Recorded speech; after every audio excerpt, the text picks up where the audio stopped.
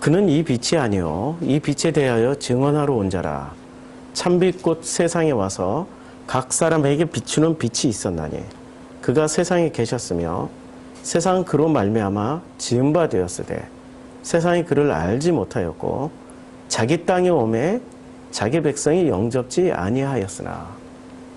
지금 8절부터 9절까지는 지난주에 말씀드렸죠. 이 빛과 참빛을 이렇게 소개하고 있습니다. 그런데 사람들은 11절에 자기 땅에 오매 자기 백성이 영접지 아니하였다라고 말씀하고 있어요. 그러면 이 빛을 영접하지 않은 건가요? 참빛을 영접하지 않은 건가요? 참빛을 영접하지 않은 거죠.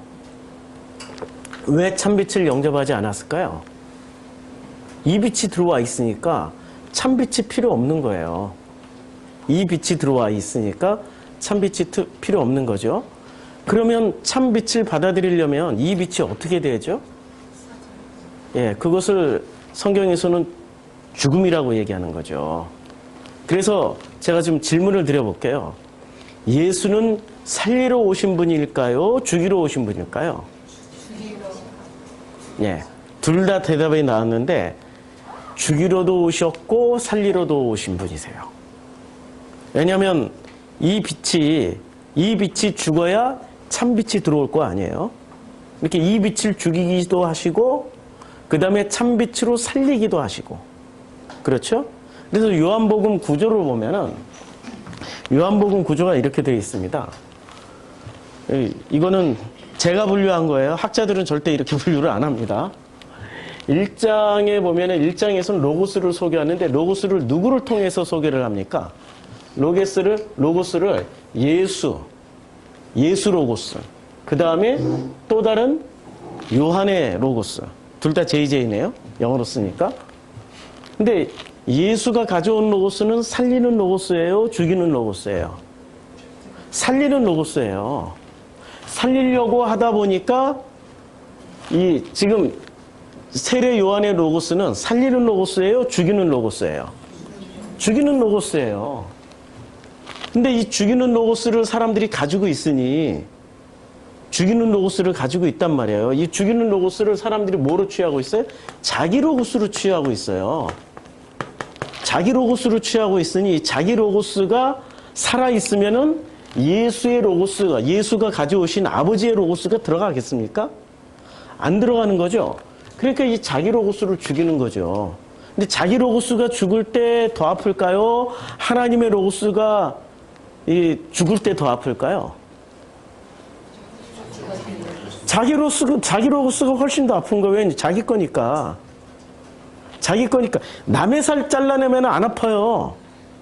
내 살 잘라낼 때 아픈 거죠. 내 살 도려낼 때가 아픈 거잖아요. 이제 자기 로고스가 죽을 때가 훨씬 더 아픈 거죠. 자기 로고스를 내려놓으라고 그렇게 얘기를 해도 사람들이 안 내려놓죠. 왜 안 내려놓을까요? 자기 거니까. 자기 거니까. 사람들은 전부 다 자기 걸 위해서 살지 남의 걸 위해서 안 살아요. 그러면 부모가 자식을 위해서 살아요. 내 자식이니까. 내 거잖아요. 내 거가 아니라면은 남의 자식한테 그렇게 열심히 최선을 다해서 투자할 이유가 있습니까? 안 하죠. 학교 선생님은 월급을 받으니까 해주는 거고, 학원 선생님도 월급 받으니까 해주는 거고, 월급을 받으면, 돈을 받으면 해줄 수는 있지만, 생판 남에게 함부로 했다가 큰일 나잖아요. 안 해준다니까요? 그런데 이 자기 로고스가 비워지고, 예수의 로고스로 채워지려면은, 어떻게 해야 됩니까? 그 방식이 2장부터 13장까지 다 소개하고 있어요. 2장 시작이 뭡니까? 아니, 항아리가 비워져야 물이 채워지고, 그리고 그 물이 포도주로 바뀐다라는 거 아닙니까? 비워져야 바뀌는 거예요. 비워야, 자기 로고스가 비워야 바뀌어진다라는 거죠. 3장에서 자기 로고스의 대표가 나오지 않습니까? 니고데모에게 예수가 말씀을 하고 있는데 니고데모가 알아듣습니까? 못 알아듣죠. 왜 못 알아들어요? 자기 로고스대로 자기 로고스를 가지고 하나님의 로고스를 알아들으려고 하니 그게 알아들어지는 귀가 열립니까? 절대 안 열리죠. 귀가 열리려면 비워져야 돼요. 4장에서는 사마리아 여인을 만나잖아요. 그렇죠? 근데 사마리아 여인은 자기 로고스를 가지고 있었지만 어떻게 됩니까? 순식간에 내려져요. 예수를 만나서 대화를 하는 가운데 순식간에 자기 로고스를 내려놔버려요. 그리고 사마리아에 가서 전도했더니 사람들이 다 믿기 시작해요. 그러다가 예수가 직접 가서 전했더니 사람들이 전부 다 이구동성을 하는 얘기가, 나는 저 여자가 전해서 믿는 게 아니라 예수 당신을 만나서 직접 들어보니까 당신이 옳기 때문에 나는 믿어. 자기 로고스를 내려줘요. 근데 사마리아인보다도 더 로고스가 안 내려지는 사람들이 있습니다. 그들이 누구였어요? 5장에 나오는 38년 된 명자, 38년 된 그 베데스다 목가에 앉아있던 그 사람. 이 사람은 38년, 왜 38년 동안 앉아 있었을까요? 자, 출애굽이 40년이다 아니면 38년이다. 손 들어보세요. 출애굽 40년 맞죠? 그러면 38년은? 이것도 맞죠? 왜 38년이 왜 맞을까요? 가데스 바냐까지 2년, 가데스 바냐에서 다시 백투 시나이 반도 뺑뺑 도는 게 38년. 그러니까 38년 동안 가데스 바냐까지 갈 때는 걸어 다니는 사람이었다고요. 그리고 그 가데스 바냐에서 정탐꾼이 올바르게 제대로 정탐을 잘하고 제대로 그 보고를 잘했으면 우리는 메뚜기다 뭐 이렇게 이런 소리만 안 했으면은 이 사람들이 걷는 자체로 훌러덩 넘어갔는데 못 건너간 거예요. 무엇에 붙잡혀서 못 건너갔죠? 이집트의 이데올로기, 이집트의 로고스에 붙잡혀서 못 넘어가는 거예요. 자기네들의 로고스에 붙잡혀서 그들은 거인이고 우리는 메뚜기 같다라고 그렇게 고백하는 순간 주저앉아 버린 게 38년입니다. 그래서 주저앉아 있는 거예요. 주저앉아 있는 그가 어떻게 됩니까? 예수를 만나서 예수의 로고스. 이 사람은 38년 동안 앉아있어서 뭐를 했어요? 물에 뛰어들려고 했더니 자기는 안진뱅이야. 근데 문둥병자는 더 빨리 뛰어들 수 있어. 발을 쓸 수 있으니까. 그러니까 누가 나를 저 못에 물이 동할 때 누가 나를 밀어주는 사람이 없나이다. 밀어줘야 갈 거 아니에요. 밀어줘야. 수없이 그 못에 물이 동할 때 그걸 기다리고 있는 수백 명, 수천 명의 사람들이 바글바글 거리고 있는데 어떻게 그 사람들을 뚫고 이 안진뱅이가 그걸 뚫고 못 속에 들어갈 수 있겠어요. 근데 궁금증이 여기서. 못 속에 들어가면 진짜 나으나? 나았으니까 사람들이 그렇게 눈으로 봤으니까 기다리고 있겠죠? 눈으로 봤으니까? 실제로 그렇게 나을 수 있나? 그것도 의문이지만 나았다라 치고 그런데 이 사람은 믿음이 예수를 만났을 때 예수에 대한 믿음이 있었어요? 아니면 못에 대한 믿음이 있었어요? 저수지에 대한 믿음이 더 강했죠? 근데 예수가 저수지에 대한 믿음이 더 강했던 그에게 뭐라고 말씀하십니까? 아무 조건 없이 그냥 일어나 했더니 어떻게 됐어요?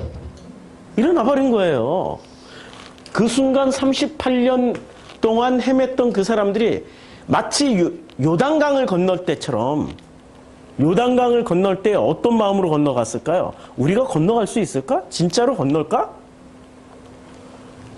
이 사람들은 38년 동안 무슨 일이 벌어졌어요? 38년 동안 1세대는 죽고 2세대가 살아남았어요. 그럼 1세대가 홍해를 건너왔을 때 잘 들어보시라고요. 1세대는 홍해를 건너왔어요. 홍해를 건널 때 홍해가 갈라지는 기적을 봤단 말이에요. 1세대 같으면 요단강 건너는데 별 문제가 없어요. 그런데 2세대가 건너가는데 2세대는 부모로부터 홍해가 갈라지는 건 듣긴 들었는데 홍해를 건너오는 건 듣긴 들었는데 체험은 하지는 않았어요. 그렇죠? 그러니까 이 2세대가 요단강을 건너갈 때 어떤 마음으로 건너갔을까요? 분명히 우리 부모 세대는 건너갔는데 우리도 건너갈 수 있을까? 반신반의하면서 건너갔겠죠. 실제로 또 건너가는데 물이 한꺼번에 쫙 빠지는 게 아니었어요. 무릎까지 잠기고 그리고 법궤를 들고 갔을 때 비로소 물이 이렇게 서서히 건너갈 수 있는 조건으로 요단강이 만들어졌다라는 거죠. 그러니까 이 사람들이 건너기 직전까지, 건너는 순간까지도 단신 많이 했던 거예요. 이게 바로 안진뱅이가 일어서는 사건이죠. 건너갔다. 자, 5장까지 전부 다 지금 로고스 대 예수의 로고스 대 유대 종교의 로고스가 계속 충돌을 일으키는 거예요. 6장에서는 그 충돌의 결과가 나오죠. 6장 63절에 영생의 말씀이 영생의 로고스가 주께 예수께 있사온데 우리가 뉘게로 가오리까 했는데 나중에 보니까 다 떠나. 예수가 말씀하시잖아요. 모두 사람들이 다 떠나가고 제자들만 남았어요. 너희도 떠나가려느냐? 너희도 떠나려느냐? 왜 사람들이 떠났을까요? 너무 어렵다 이거야. 너무 어렵다. 예수의 말씀이 너무 어렵다. 너무 어렵다. 도저히 이해할 수 없다. 이게 지금 1장에서 소개하고 있는 예수가 가져오신 아버지의 로고스와 세례 요한으로 대표가 되는 유대 종교의 로고스가 소개가 되고 2장부터 13장까지는 이 로고스의 충돌이 계속 일어나는 겁니다. 자, 충돌이 일어나는 것은 긍정적일까요? 부정적일까요? 긍정이죠. 우리 기독교인들이 제일 먼저 뭐부터 가르치냐면 싸우지 말라는 것부터 가르치죠. 자녀들에게 싸우지 마. 이거부터 가르치잖아요. 근데 성경은 처음부터 예수가 오신 목적이 평화를 주러 왔어요? 불을 던지러 왔어요? 불을 던지러 왔지요. 그러니까 싸우러 오신 거예요, 지금. 싸우러 오셨는데 우리 기독교는 알게 모르게 무엇의 영향을 받고 있습니까? 유교의 영향을 받고 있단 말이에요. 한국교회는. 가와만사성, 군사부 일체. 잘 교회에서 통용되는 그 로고스를 잘 보시라고요. 목사에게 왜 충성해야 돼요? 군사부 일체니까. 군사부 일체를 교회는 이런 식으로 해석한 거예요. 하나님과 목사는 하나다. 그렇죠? 군사부 일체 조선시대는 임금과 아버지는 하나다 라고 해석을 했다가 교회에서 지금 한국교회에서는 하나님과 목사님은 목사라고 해도 부목사 빼고 그러니까 하나님과 당회장은 하나다. 그렇게 만들어 놔버렸단 말이에요. 유교라는 로고스를 가지고 있는 이 한국교회는 그런 식으로. 그러니까 그런 로고스는 어떻게 돼야 돼요? 충돌을 일으켜야 되는 거죠. 진짜 로고스가 왔을 때 가짜 로고스는 충돌이 일어나요. 그 충돌의 과정이 2장부터 13장까지 쭉 나옵니다. 그러니까 그럼에도 불구하고 그 충돌과 변화와 부닥침 가운데서 로고스 대 로고스의 그야말로 여러 가지의 모양으로 부딪히고 깨지고 터지고 하는 그러면서 새로운 질서가 만들어져요. 새로운 질서가 만들어지는데 이 새로운 질서를 14장부터 17장까지 다락방 설교라고 하죠. 다락방 설교에서 길게 설명을 해줘요. 이게 새로운 질서야. 그런데 다락방 설교 처음 시작할 때 도마가 알아듣습니까? 빌립이 알아듣습니까? 하나도 못 알아들어. 도마도 의심하고 빌립도 엉뚱한 질문만 던져요. 그러다 보니 그 결과로 어떻게 됩니까? 가장 잘 알아들어야 할 사람들이 못 알아들으니까 로고스가 죽어요. 죽임 당해요. 십자가에서. 죽임 당했지만 그러나 그 로고스는 진짜 진리고 그것이야말로 이 모든 세상의 가장 근본 중의 근본이고 모든 원칙 중의 원칙이라는 것을 부활을 통해서 확증을 시켜줘요. 이게 지금 요한복음의 구조예요. 이게 요한복음의 구조인데 이 요한복음의 구조에서 핵심으로 지금 말씀드리려고 하는 게 뭐냐면 살리는 로고스와 죽이는 로고스가 있다라는 거예요. 살리는 로고스와 죽이는 로고스가 있는데 우리는 결론으로 알고 있는 거죠. 살리는 로고스는 예수가 가져오신 하나님 아버지의 로고스는 살리는 로고스예요. 그 다음에 죽이는 로고스는 유대인들이 이미 갖고 있는 유대 종교라는 로고스예요. 유대 종교라는 로고스가 있는데 우리가 이것을 알려면은 어떤 일이 벌어져야 될까요? 이것을 알려면은 이 살리는 로고스와 죽이는 로고스를 알려면은 어떤 일이 벌어져야 되냐면 이런 일이 벌어져야 됩니다. 자, 우리가 로고스를 왜 못 보냐면, 유대 종교가 왜 로고스를 못 보냐면, 유대 종교의 종교인이 누구예요? 이른바 유대인이란 말입니다. 유대인. 이 유대인들이 예수가 가져오신 하나님의 로고스를 봐야 되잖아요. 하나님의 로고스를 보고 체험하고 들어야 이 로고스를, 자기 로고스를 버리고 아버지 하나님의 로고스를 받아들일 거 아니에요? 그렇죠? 그런데 이것을 받아들이기 위해서는 그때 당시에 유대인들이 가지고 있었던 몇 가지를 빼야 돼요. 빼고 버려야 돼요. 그 중에 대표적인 게 신비주의입니다. 신비주의 1, 그 다음에 두 번째가 종교심이에요. 세 번째가 신성성, 종교심에서 가장 강력한, 종교심을 유지하는 가장 강력한 마인드가 신성성이에요. 이 세 가지가 빠져야 돼요. 이때 당시에 바리새를 따라다니는 사람이 몇 퍼센트, 사두개의 신학을 따라다니는 사람이 몇 퍼센트였을까요? 바리새를 따르는 사람, 유대인들 중에 바리새인을 따르는 사람들이 90%가 넘었어요. 사두개인을 따르는 사람은 5%나 10%가 채 안 됐어요. 5% 채 안 됐고 나머지 5% 정도가 열혈당원이었어요. 그러니까 90%는 유대 종교의 종교인들, 유대인들의 90%는 바리새인을 따라다니는데, 바리새인의 신학이 뭐였는지 아세요? 천사 있다, 마귀 있다, 죽음 있다, 부활 있다, 지옥 있다, 천국 있다, 이거예요. 90%가. 그러면 이 사람들이 가지고 있는 대표적인, 바리새인들의 대표적인 그 신학의 근본 바탕은 뭐냐면은 신비주의예요. 그 다음에 종교심이었고 신성성을 부여하는 거예요.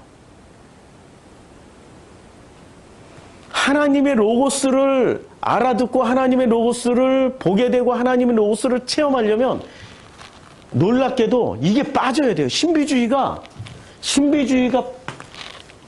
빠져야 돼요. 그 다음에 종교심이 없어져야 돼요. 신성성이 없어져야지, 삭제가 돼야지 하나님의 로고스를 알게 돼요. 어렵죠? 굉장히 어려운 내용이에요, 지금. 이게 죽어야, 이 세 가지가 죽어야 비로소 하나님의 로고스를 영접하게 되는 거예요. 이 세 가지가. 그럼 이 세 가지가 하나님의 로고스를 왜 알아보지 못하게 만드는 로고스냐 이거죠. 신비주의가 뭐가 나빠요? 병 고치고 예언하고, 이게 뭐가 나빠요? 종교심이 뭐가 나빠요? 착하게 살자, 바르게 살자, 이 주시옵소서, 해결해 주시옵소서, 이게 뭐가 나빠요? 이걸 통해서 하나님께 왔는데 이게 뭐가 나빠요? 신성성, 하나님은 위대하시다, 하나님께 영광 돌려라, 이게 뭐가 나빠요? 아니, 본질적으로 나쁘진 않는데 이걸 이용해가지고 뭐를 만들었을까요? 이 사람들이. 하나님을 뭐로 만들었어요? 요한복음 8장이 나오잖아요. 요한복음 8장에. 요한복음 8장에 보면은 예수가 유대인들이 가지고 있는, 유대 종교인들이 가지고 있는 그들의 로고스로 하나님을 고백을 해요. 근데 하나님을 고백할 때 예수가 그 하나님을, 유대인들의 하나님을 보고 뭐라고 말씀하시죠? 마귀라고 그래요, 마귀. 이런 식으로 만들어 놨더니 예수가 말하기를, 너희 아비는 마귀야. 니네가 믿고 있는 그 하나님은 마귀라니까?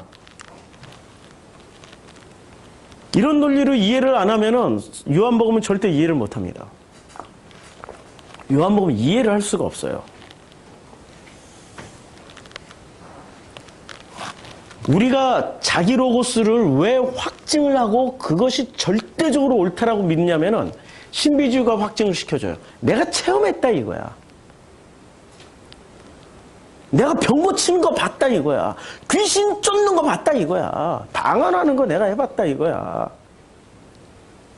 거기 한번 딱 붙잡히면은 자기 로고스가 확증돼 버려요. 그렇죠? 이 신비주의를 붙잡고 있는 계열들이 많이 있죠, 한국에. 근데 공교롭게도 이 지역에 다 모여 있어요. 김기동, 이재록, 뭐 다 모여 있어요. 다 모여 있어. 게다가 저기 또 있잖아요. 저 연세 무슨 그 센터교회. 거기 신비주의 아주 대가가 계시지 않습니까? 샥 하면 장풍 날려가지고 쫙 쓰러지고. 예? 그런 거 한번 체험해버리면 그게 자기 로고스인데 안 빼낸다니까요. 그 다음에 이게 종교심으로 붙잡아요. 종교심의 핵심이 뭐죠? 지옥 가기 싫은 거야. 구원받고 싶은 거예요. 천국 가고 싶은 거예요. 천국 가기 위해서는 사돈의 팔촌, 아니 자기 형제 자매도 다 필요 없어. 휴거 당한다. 그 날짜가 가까우니까 남편이고 애들이고 다 필요 없어. 다 팔아버리고 그 장소에 가가지고 흰옷 입고 앉아서 기다려 주여 이러고 있어요. 종교심이 얼마나 이기적인 심성인지 아시죠?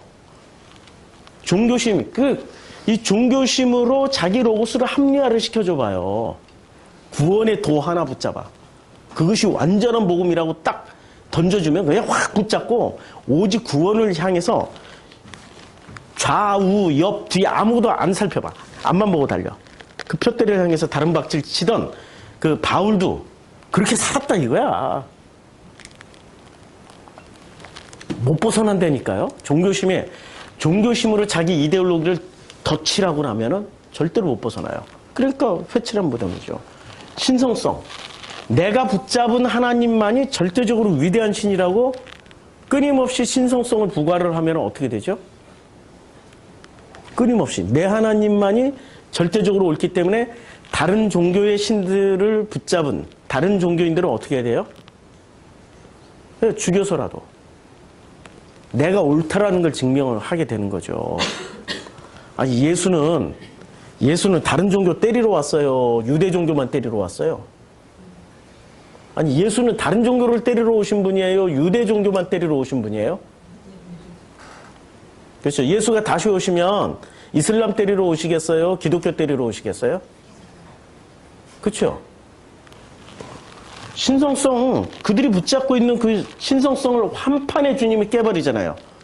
니네가 붙잡고 있는 그 영광스러운 하나님, 그건 하나님이 아니고 마귀라니까? 한 방에 깨버려요. 한 방에.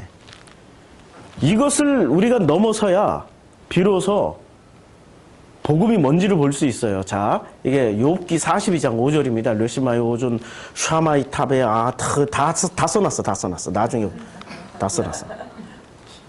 그래서 이것을 42장 5절이 개역 개정에는 이렇게 번역이 되어 있어요. 내가 죽게 대하여 귀로 듣기만 하였사오나 이제는 눈으로 주를 배움나이다 라고 번역을 해놨어요. 그런데 영어 성경만 보더라도 번역이 좀 달라요. 여기 아타, 히브리어 아타가 접속사인데 이 아타를 어떻게 번역하느냐에 따라서 요렇게만 번역할 수도 있고 요렇게도 번역할 수 있고, 그래서 이것을 아타를 또 같이 번역할 수도 있고.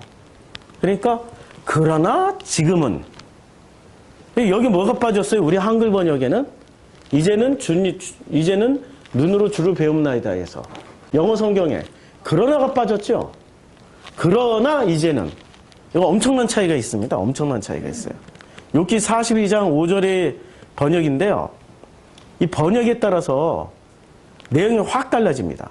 이제 이건 뭐 복잡한 얘기니까 아트의 번역을 따라 어떻게 번역하느냐에 따라서 이제 이렇게 여러 가지 사례를 들어주면 뭐 이사야 1장 21절과 같이 이렇게도 번역할 수 있다라고 제가 써놨는데 나중에 화면 나갈 때 다 이거 읽어보시고, 그래서 이것을 살려서 번역을 하면 이렇게 번역이 됩니다. 이제껏 당신을 귀로만 들어왔었습니다. 그러나 지금부터는 내 눈이 당신을 봅니다. 완전히 달라지죠? 이제까지 귀로만 들었어요. 귀로 듣는 것과 눈으로 보는 것은 엄청난 차이가 있죠. 동굴 속에 플라톤의 비유, 동굴 속에서 그림자만 보던 그 인간이 그리고 소리로만 듣던 그 인간이 동굴 밖으로 나오는 순간 우와 저게 새였네? 저 그림자가 저게 코끼리였네? 저게 호랑이였네? 완전히 차원이 달라지는 거예요. 이걸 거듭남이라고 얘기하는 거죠. 드디어 욥이 거듭난 거예요. 귀로만 듣던 것을 그러나 지금부터는 내 눈이 당신을 보고 사는 거예요. 지금부터는. 욥기 42장 5절이 결론이잖아요. 결론. 42장 5절의 그 결론을 위해서 1장부터 시작해가지고 42장 5절 이전까지는 전부 뭐였어요? 고난으로 점철되는 거죠. 그 고난을 통하여서 드디어 욥이 깨달은 게 뭐예요? 이제까지 귀로만 듣던 것을 그러나 지금부터는 눈으로 보게 됩니다. 눈으로 보게 되는데 그 사이에 뭐가 빠져나간 거예요? 욥에게? 이게 빠져나간 거죠. 신비주의, 종교심, 신성성이 빠져나가고 나니까 비로소 하나님을 보게 되는 거예요. 근데 그 하나님이 형상으로 나타나신 건가요? 아니죠. 뭐로 나타나셨어요? 로고스. 비로소 자기 로고스가 빠지니까 자기 로고스를 합리화시켜주던 이 종교심 많았던 욥, 신비주의 아니에요. 신비주의의 욥. 하나님은 위대하시다라고 했던 그 고백하던 욥이 이거 다 내려놓고 이거 죽은 거예요. 지금 십자가에서. 이거 죽고 나니까 뭐를 보게 되는 거예요? 진짜 아버지의 로고스를 바라보고 체험한다라는 거예요. 우리가 눈으로 본다라는 건 체험한다라는 얘기입니다. 안다, 체험한다. 이게 본다. 이게 다 거의 비슷한 계열의 말이잖아요. 호환이 되는 말이잖아요. 그래서 귀로만 듣던 그러나 지금부터 눈을 뜨고 제대로 보려면은 신비주의가 빠져야 되고 종교가 빠져야 되고 종교적 신성성을 이게 다 배제한 채 보면 소경이 눈을 뜨고 볼 수 있게 되는 것처럼 보게 되죠. 그래서 요한복음 8장에 무슨 사건이 나와요? 창세 이래로 한 번도 없었던 소경이 눈 뜨는 사건이 나오잖아요. 소경이 눈 뜨는 사건이 나온단 말이에요. 창세 이래로. 요한복음 지금 철저하게 로고스를 이렇게 단계적으로 점층적으로 철저하게 소개하고 있어요. 요한복음을 보면은 자 요한복음과 공간복음서의 차이점이 있습니다. 공간복음서와 요한복음의 차이점이 있는데 제가 설교할 때는 이렇게 안 쓰셔도 돼요. 마음으로 받으세요. 지식으로는 그 어떤 것도 거듭날 수가 없습니다. 그냥 얼굴과 얼굴을 보면서 표정과 표정을 읽어주세요. 제가 연기는 잘 못해요. 연기는 못하지만 이 안에서 로고스가 역사를 하시니까 제 표정이 저도 모르게 바뀌어요. 이게 얼굴과 얼굴이 서로 호환되는 그날에는 얼굴과 얼굴을 보고 뭐 대화를 하듯이 고린도전서 13장이 나오잖아요. 자, 공간복음과 요한복음의 차이점이 있어요. 이 자료는 제가 다 우리 밴드에 올려드릴게요. 공간복음과 요한복음의 차이점이 있는데 그 차이점이 뭐냐면 예수 탄생이 공간복음은 있다. 그런데 요한복음은 예수 탄생이 없다. 뭐를 뺐어요? 공간복음에서는 특히 마태나 누가는 예수의 탄생을 뭐라고 소개를 하고 있어요? 신성하게 소개하고 있잖아요. 특히 임마누엘 무슨 성령이 도대체 이해가 안 되는 자유주의 신학자들의 표현을 빌리면 이해가 안 되는 그런 동정녀 탄생을 요한복음은 어떻게 했어요? 뺐다. 뭘 뺐어요? 신성성을 뺐어요. 예수의 세례가 공간복음에는 있어요. 다 나와요. 마태, 마가, 누가에 다 나와요. 근데 정작 요한복음엔 예수의 세례가 없다. 뭐를 뺐어요? 종교성 빼버렸어요. 그쵸? 공간복음에서는 마태, 마가, 누가에서는 예수를 로고스로 소개하고 있습니까? 소개 안 해요. 하나님의 아들이나 메시아나 선지자나 뭐 엄청난 수식어로 다 소개를 하는데 마태, 마가, 누가에서는 예수는 로고스다라고 얘기를 안 해요. 그런데 요한복음은 예수를 뭐라고 소개해요? 로고스다. 그러니까 로고스가 없다, 로고스가 있다. 뭐를 빼버렸어요? 신비주의 빼버렸다니까요. 신비주의를 빼버렸어요. 자, 예수 이꼴 하나님이 공간복음에는 있다? 잘 모르죠? 없다. 예수는 하나님이라고 공간복음에서는 절대 얘기 안 해요. 하나님의 아들이라고만 얘기하지. 하나님의 아들이거나 하나님의 어떤 메시지를 가지고 오신 분이거나 이런 식으로만 소개하지 예수가 하나님이라고 소개를 안 해요. 누가 소개를 해요? 요한복음은 예수는 하나님이다라고 소개를 해요. 에고엠이라고 그러죠. 그래 I am who 이렇게 해서 이렇게 소개하는 거. 이것을 헬라어로 표현하면은 에고엠입니다. 이걸 에고엠이라고 그러는데 이걸 에고엠이라고 그래요. 이걸 에고엠이라고 그러는데 이 에고엠이라는 이 구조에 이렇게 들어가는 말 중에 요한복음 뭐라고 하냐면 자기 하나님이라고 그래요. 이거는 예수가 하나님이란 말인가요? 아니면 하나님의 로고스를 가지고 있는 분이란 얘기인가요? 그렇죠. 하나님의 로고스를 가지고 있으면 하나님의 로고스를 가지고 처음부터 예수는 1장 1절부터 하나님의 로고스로 오신 분이세요. 로고스로. 자, 1장 1절을 보시면은 이런 그 본문이 나옵니다. 1장 1절에 자, 태초에 말씀이 계시니라 이 말씀이 하나님과 함께 계셨으니 이 말씀은 곧 하나님이시니라 이렇게 말씀하고 있습니다. 자, 근데 이 태초에 그 시작 안에 그 근본부터 제가 번역 다 해드렸잖아요. 호 로고스가 존재하고 있었어요. 존재하고 있었고 그 로고스가 관사 붙은 로고스가 존재하고 있었고 그리고 그 관사 붙은 로고스는 있었어요. 뭐로가 있었냐면 함께 있었던 게 아니라 프로스가 향해서 누를 향해서 가고 있었어요. 호데우스를 향해서 가고 있었어요. 아니 호데우스를 향해서 존재하고 있었어요. 그럼 이때는 이 로고스가 호데우스로 확정이 된 게 아니죠. 가고 있는 중이죠. 가고 있는 중이란 말입니다. 가고 있는 중인데 놀랍게도 이 자료를 보면은 자, 이 로고스가 1장 1절에서는 무관사 자 보세요. 1장 1절에 소개를 할 때 이렇게 돼. 그래서 이 로고스가 그래서 이 데우스는 어떻게 돼요? 에임이 호 로고스이다. 그러니까 그 데우스는 호 로고스이다라고 설명을 하는데 요때 데우스는 관사가 있어요, 없어요? 없죠. 그러니까 이 말씀은 곧 하나님이시라 이렇게 번역을 했던 이 말씀은 호 로고스는 하나님이었다라고 번역을 할 때 요때는 호의 관사가 안 붙어요. 왜냐하면 호 로고스가 호 데우스를 향해서 가는 존재이기 때문에 아직까지 이 호 로고스가 호 데우스가 아니에요. 아니에요. 그런데 이것을 요한복음은 그 쌍괄식 구조로 쌍괄식 구조가 뭔지 아세요? 쌍괄식?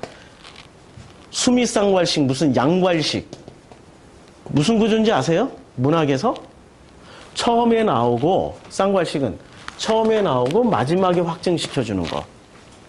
로고스를 그래서 마지막에 확증시켜줍니다. 어떻게 확증을 시켜줘요? 20장 28절에서 이때 똑같이 예수를 뭐라고 고백하냐면 나의 주 나의 하나님이라고 고백을 해요. 예수를 하나님이라고 고백을 한다니까요. 한번 볼까요? 20장 28절에서 20장 28절을 찾아가겠습니다. 20장 28절에 보면은 자 도마가 대답하여 가로되 나의 주시며 그 다음에 나의 하나님이시니다. 그러니까 예수는 뭐예요? 하나님인데 하나님이란 말인지 로고스란 말인지 지금 찾으려고 이렇게 복잡하게 온 거예요. 자, 잘 보세요. 요때는 나의 하나님입니다 할 때 데우스 앞에 요게 데우스가 하나님이에요. 데우스 앞에 뭐가 붙었어요? 이제 진짜 호 데우스가 됐어요. 호 데우스가 됐다니까요. 나의 주 나의 하나님입니다 할 때 이때는 소문 그냥 관사 없는 데우스가 아니라 이제 비로소 관사가 붙은 데우스가 됐어요. 근데 이 도마가 14장에서는 예수를 의심하잖아요. 예수를 의심하지만 14장 요 과정을 2장부터 13장, 14장부터 17장 죽음을 통하여서 그리고 부활하신 그 예수를 보고 뭐라고 고백을 하냐면 이 과정을 다 살아내고 나니까 이 과정을 다 살아내고 나니까 예수를 뭐라고 고백을 해요? 드디어 호데우스입니다. 왜 호데우스가 될 수 있었을까? 예수가 도마에게 있어서는 그 안에 있는 그 로고스를 자기가 이렇게 살아보니까 예수와 함께 살아보니까 당신이 가지고 있는 로고스야말로 진짜 아버지 하나님의 호데우스의 로고스 맞습니다라는 고백이에요. 이게 쌍발식이라니까요. 이해가 되죠? 예, 이게 쌍발식이에요. 그래서 요한복음은 처음부터 끝까지 철저하게 요한복음은 이 로고스에 대한 설명이에요. 예수 개인에 대한 인물에 대한 설명이 아니고요. 잘생겼다, 못생겼다, 뭐 흠모할 만한 게 있다, 없다 이런 데 관점이 있는 게 아니라 예수 안에 담겨있는 예수라는 육신 안에 담겨있는 그 말씀, 그 로고스가 진짜로 호데우스의 로고스냐 아니면 관사 없는 이 데우스의 로고스냐. 관사 없는 데우스의 로고스를 붙잡고 있는 대표적인 분들이 계셨죠? 어떤 분들이 관사 없는 로고스를 붙잡고 있었습니까? 어떤 분들이? 예, 유대인들 전체 그냥 유대인들 전체 유대교 전체가 전부 다 관사 없는 이 데우스의 그 로고스를 붙잡고 있었어요. 이 설교는 제가 몇 주 전에 한번 했죠. 왜 이 번역에서 왜 1장 1절의 데우스와 1장 8절 9절의 데우스 서로 다르냐 이거지. 제가 설명을 해드렸어요. 자, 그래서 유대교 전체는 호데우스, 예수는 호데우스의 로고스를 가지고 있고 유대교는 관사 없는 데우스의 로고스를 가지고 있단 말이에요. 이 사람들의 대표가 누구예요? 예수 당시에. 이 사람들의 그 사람이 요한이었어요. 이 사람이 이름이 요한이었어요. 근데 이 요한의 로고스는 살리는 로고스였을까요? 죽이는 로고스였을까요? 왜 죽이는 로고스인지 아세요? 왜 죽이는 로고스인지 아시냐고요. 이제 그거 설명하려고요. 왜 죽이는 로고스냐면은 세례 요한이 예수를 보는 관점이 있어요. 그는 세상 죄를 지고 가는 희생 제물이라는 관점으로 봤어요. 자, 이튿날 요한이 예수께서 자기에게 나오심을 보고 이르되 보라 세상 죄를 지고 가는 하나님의 어린 양이로다. 그러니까 예수를 보고 뭐라고 얘기를 했어요? 호데우스를 보고 호데우스의 그 로고스를 보고 유대교의 대표인 이 요한이 예수를 뭐라고 얘기했냐면 첫째 죄인데 무슨 죄예요? 세상 죄. 이거 이해가 돼요? 세상 죄를 지고 간다? 이해가 됩니까? 안 됩니까? 어떻게 배웠어요? 예, 종교에서는 어떻게 배우셨어요? 이걸? 예? 내 죄를 다 떨어지고 가서 그래서 두 번째 어린 양처럼 희생 제물이 되어서 내 죄를 다 태워서 없애주는 고마운 존재로 생각을 우리는 그렇게 배웠단 말이에요. 그렇게 배웠단 말이에요. 자, 그건 교리란 말이에요. 해석이 들어간 교리고 팩트를 보자고요. 팩트는 세례 요한은 예수를 뭐로 봤어요? 세상 죄의 대표로 봤어요. 맞죠? 이게 팩트예요. 지금 성경 구절이 보여주는 팩트는 세상 죄를 지고 가는 대표로 봤고 또 어린 양은 뭐예요? 희생제물의 대표예요. 자, 세상 죄와 희생제물의 이 두 개, 죄와 그 다음에 희생제물의 관점으로 봤어요. 이렇게 예수를 뭐로 봤어요? 하나님의 로고스를 무슨 관점으로 봤어요? 죄와 희생양으로 봤다니까요. 죄와 희생양으로. 이게 살리는 로고스일까요? 죽이는 로고스일까요? 우리는 이제까지 종교 안에서 살리는 로고스로 배웠잖아요. 내 죄를 대신해서 십자가를 지고 죽으신 어린 양이기 때문에 내가 그로 인해서 살아났다라고 살리는 로고스로 봤는데, 자, 이 죄라는 것이, 자, 죄로 인해서 우리가 살아날까요? 죽을까요? 죄로 인해서 우리는 죽게 돼 있어요. 그런 죄로 인해서 죽게 돼 있죠. 그러니까 예수를 뭐로 봤어요? 죄로 봤다니까? 예수를 죄로 봤어. 잘 보세요. 지금 1장에서 시작된 이 로고스가 2장부터 13장까지 어떤 치열한 로고스 대 로고스의 충돌이 일어나는데, 하나님의 로고스와 이 유대교의 로고스가 충돌을 하는데 무엇을 가지고 충돌을 하는지 한번 보실까요? 뭐 가지고 충돌하냐면, 유대인들이 가장 심각하게 가지고 있는 그 근본적인 로고스는 죄예요, 죄. 근데 그 죄 중에서도 어떤 죄가 가장 크다고 얘기를 해요? 음행, 간음, 율법. 요 세 가지입니다. 이 세 가지는 사람을 얽어서 죽일 수도 있는, 매장시킬 수도 있는 가장 강력한 죄로 요걸 딱 들었어요. 지금으로 치면은 뭐죠? 동성애. 한국교회가 동성애 찬성하면은 무조건 그거는 뭐가 돼요? 매장시켜버려야 돼, 그건. 그 2단도 아니고 3단도, 4단도 아니고. 사람을 먼저 안 보고 죄부터 본다니까요? 사람을 먼저 봐야지. 왜 죄부터 보냐고. 그 충돌이 어디서 일어나요? 8장에서 일어나잖아요. 자, 이 죄에서 이 유대인들이 죄에서 벗어나질 못했어요. 그리고 벗어나지 못하고 오히려 거꾸로 죄를 이용해서 뭐를 유지해요? 종교를 유지해요. 8장 3절에 서기관들과 바리새인들이 음행 중에 잡힌 여자를 끌고 와서 가운데 세워요. 4절에 예수께 말을 하는 거죠. 선생이여, 이 여자가 간음하다 현장에서 잡혔나이다. 모세는 율법에 이러한 여자를 돌로 치라 명하였거니와 선생은 어떻게 말하겠나이까? 지금 이 사람들이 말하는 이 3절, 4절, 5절의 핵심 키워드가 다 나왔어요. 뭐를 가지고 있어요, 이 사람들은? 음행, 간음, 율법. 자, 이 죄가 성립되기 위해서는 뭐가 있어야 돼요? 율법이 있어야 되죠.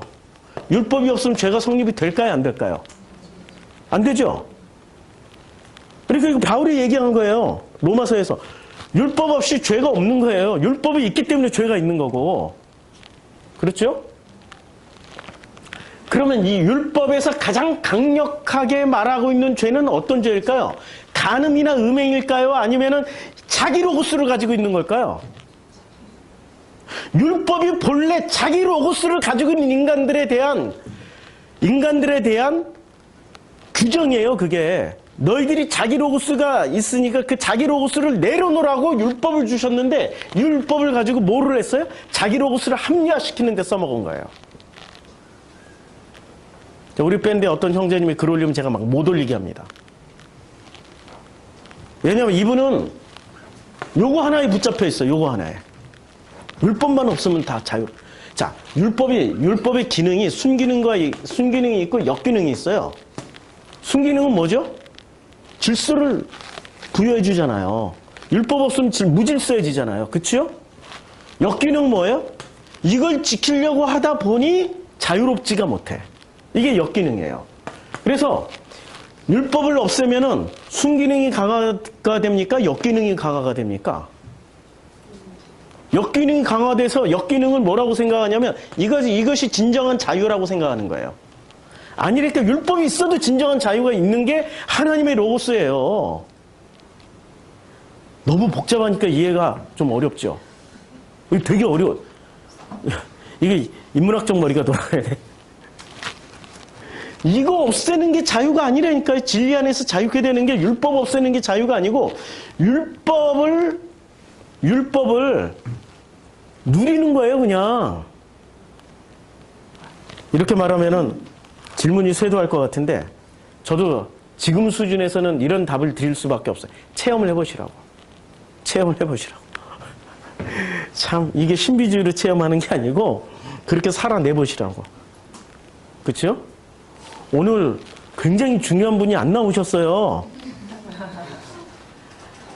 보통 교회에서는 난리가 나죠. 성도도 난리 나고 목사도 난리 나고. 그렇죠? 근데 저는 자유를 누리고 있단 말이에요. 우리 성도님들도 암시랑 않죠? 자유를 누리고 있단 말이에요. 자유를. 이게 율법에서 말하는 게 아니라 진정으로 마음으로부터 해방이 되었기 때문에 진정한 자유가 이루어지는 거란 말이에요. 제가 저 자신을 되돌아보면 참 부족한 게 많아요. 자기 로고스는 있잖아요. 자기 로고스를 가지고 있으면 자기 로고스는 살리는 로고스입니까? 죽이는 로고스입니까? 자기 로고스는 대표적으로 죽이는 로고스예요. 자, 자기 로고스를 가지고 있는 사람이 있으면은 제일 먼저 누구부터 죽어요? 자기부터 죽어요? 옆에 사람부터 죽어요? 희한하게 자기 로고스는 자기를 안 죽이고 옆에 사람들을 죽여.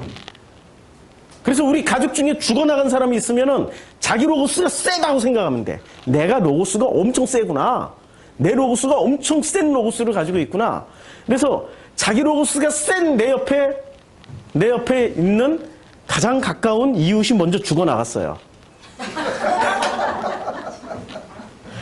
내가 나를 돌아보면 하나님의 로고스를 말하지만 아직도 나는 내 로고스가 죽이고 있는 로고스가 있다니까요. 우리 가족 중에 혹시 나로 인해서 죽어가고 있거나 죽었거나 죽었다가 다시 살아나고 있는 그런 사람들이 있다면은 그거 전부 누구 덕분이에요? 내 덕분이지. 근데 제가 처음에 예배 첫 시간에 물어봤잖아요. 예수는 살리는 로고스일까요? 죽이는 로고스를 가지고 왔을까요? 둘 다라고 그랬죠. 그러면 우리는 죽이는 내가 정말로 믿고 나쁘고 저주스러워. 왜? 이걸 죄랑 연결시킨다니까요? 죄가 하나의 또 다른 뭔가를 지탱하는 그 로고스가 돼버려요. 그런데 예수는 어떻게 해요? 살리기 위해서는 처음에 어떻게 해요? 죽이는 거예요. 그러니까 예수는 물어 죽이는 불뱀이었다가 살리는 노뱀이 되기도 하는 거예요. 그렇죠? 죽이는 선악과였다가도 살리는 생명나무일 수도 있는 거죠. 그렇죠? 이제까지 제가 요한복음에서 그거 설교했단 말이에요.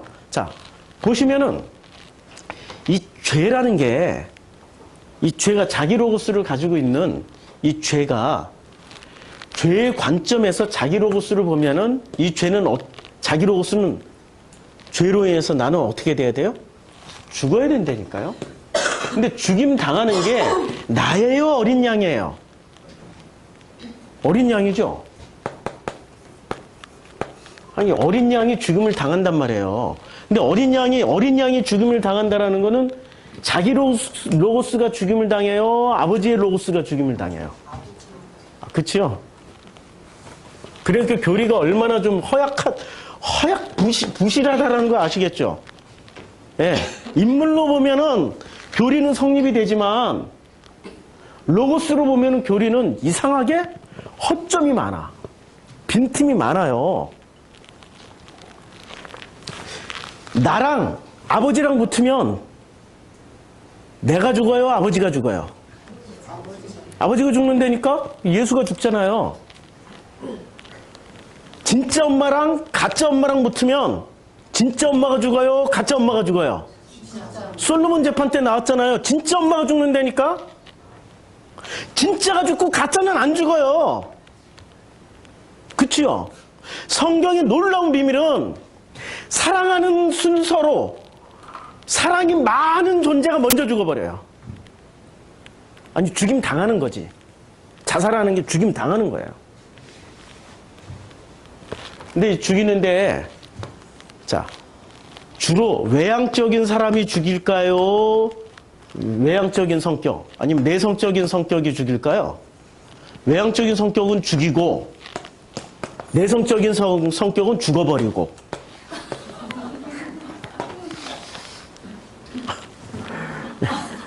내성적인 성격은 죽어버려요. 이게 지금 자기 로고스가 있다라는 게 얼마나 무서운 건지 제가 좀 보여드릴게요. 우리 자기 로고스가 있는 이 성격은 자 이 자기 로고스라는 게, 로고스라는 건 있잖아요. 자기 로고스가 더 열심일까요? 아니면 하나님의 로고스가 더 열심일까요? 자기 로고스가 더 열심이죠. 자기가 더 열심히 해요. 그렇죠? 근데 하나님의 로고스는 나는 열심을 안 내는데 누가 열심을 내세요? 그렇지, 하나님. 아버지 하나님이 열심을 내세요. 주체가 바뀐다니까요? 자기 로고스를 가지고 있는 사람이 교회를 더 열심히 나올까요? 하나님의 로고스를 가지고 있는 사람이 더 열심히 나올까요?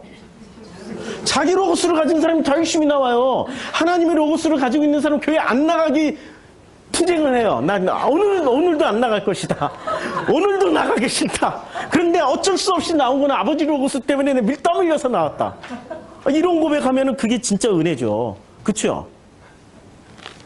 자기 로고스가 내려지면은 이제부터 자기 열심으로 안 다닌다니까요? 그러니까 내가 선택하라면은 나더러 선택하라면 안 하고 싶어. 안 가고 싶어. 안 드리고, 안 바치고, 안 섬기고 싶어. 그동안 속았던 게 너무 억울해가지고 안 하고 싶어. 그런데 자기 로고스가 내려진 자리에 하나님의 로고스가 가득 차 있으면 자꾸 그분이 감동을 주세요. 왠지 모르게 또 안 가면은 뭔가 또 목사가 좀 섭섭해 할 것 같고 뭐 이런 여러 가지 감동으로 주세요. 여러 가지 감동. 그냥 감동 받는 대로 나오면은 그게 내 로고스로 내가 지금 신앙생활하고 삶을 영위하는 게 아니라 이게 아버지의 로고스로 되어지는구나. 이게 살아내지는 거구나. 이게 살아가게 되는 거구나. 이게 수동태로 바뀌어요. 그전에는 능동태로 내가 주어가 되니까 내가 능동으로 내가 신나서 내가 뭔가를 하려고 그러는데 그런데 아버지 로고스로 싹 바뀌면은 수동태로 바뀐다니까요. 나는 여기 나오기 싫었는데 어쩔 수 없이 그분의 그 감동 때문에 내가 나와 있거든? 그러니까 내가 나오고 싶어서 나온 게 아니지만 그러나 그분의 감동 때문에 나왔기 때문에 나는 내가 한 게 아무것도 없거든? 이런 고백이 되는 거죠. 그러니까 그분을 보기만 하면 은혜가 되는 거예요. 그 은혜가 되셔야 돼요. 그러니까 우리는 못하게 하면 더해요. 우리 사람은 있잖아요. 못하게 하면 더하는 게 있다니까요. 율법이 있는 곳에 죄가 심해요. 자, 이슬람이 가장 강력한 율법의 종교잖아요. 지금 현재 존재하고 있는 가장 강력한 율법의 종교는 이슬람이잖아요. 제가 이슬람 지역을 여행을 하면서 이집트, 이란, 터키, 아프리카의 수많은 이슬람 국가들 여행하면서 제가 공통분모를 하나 발견을 했어요. 이슬람에서는 남자와 여자를 엄격하게 구분을 합니다. 모든 율법이 희한하게 종교적인 모든 율법은 성적인 것을 가장 강력한 죄로 규정을 해버려요. 성적인 죄를. 본능을 참는 게 더 어려울까요? 탐심을 참는 게 더 어려울까요? 본능을 참는 거. 자, 본능 중에 우리가 인간이 가지고 있는 본능 중에 가장 대표적인 본능이 뭐가 있죠? 먹는 본능. 식욕이죠. 식욕, 그 다음에 싸는 본능. 이거는 뭐라고? 싸는 본능. 이게 다 포함돼요. 예, 다 포함돼. 싸는 것에 다 포함돼요. 싸는 본능. 그 다음에 또 자는 본능. 잠자는 본능. 이걸 참는 게 더 어려울까요? 탐심을 참는 게 더 어려울까요? 진지하게 한번 생각해 보세요. 진지하게. 탐심을 참는 게 어려울까요? 이 본능을 참는 게 어려울까요? 탐심이 어렵죠. 탐심이 시키면은 먹고 싶지 않은데도 처먹어야 돼. 탐심이 시키면은 자고 싶지 않은데도 자야 돼. 여기 꼭 첫자를 붙여야 돼. 탐심이 시키면은 싸고 싶지 않아도 하루 종일 싸야 돼. 그래서 욕심이 잉태한 지 죄를 낳고 죄가 장성한 지 사망을 낳는다 그래요. 본능보다 탐심이 더 세요. 그래서 예수가 공간복음에서는 지금 공간복음에서는 예수가 제일 먼저 등장할 때 뭐를 취하고 등장을 합니까? 세례받고 종교심 다 보여줘요. 종교성. 공감복음에서 세례받고 그 다음에 어디로 가요? 광야에 가서 40일을 주야로 굶주리는 식욕, 본능을 억제하는 걸 보여줘요.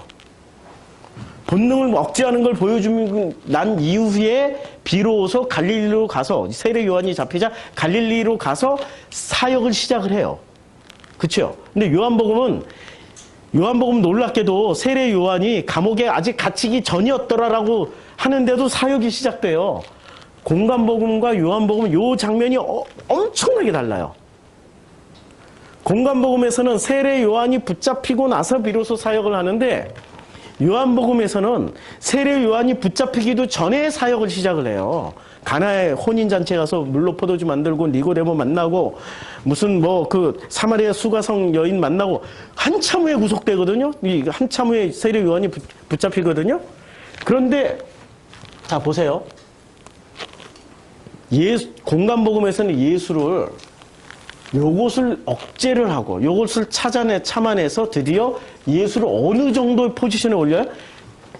그 동정녀 탄생 얘기했죠. 공감복음은 동정녀 탄생에다가 40일을 광야에서 굶주리고 그걸 이겨냈어요. 돌이 떡덩이가 되게 하는 이 모든 시험들을 다 이겨내고 그 다음에 누구의 포지션으로 올라왔어요? 사람들이 그렇게 숭앙에 맞지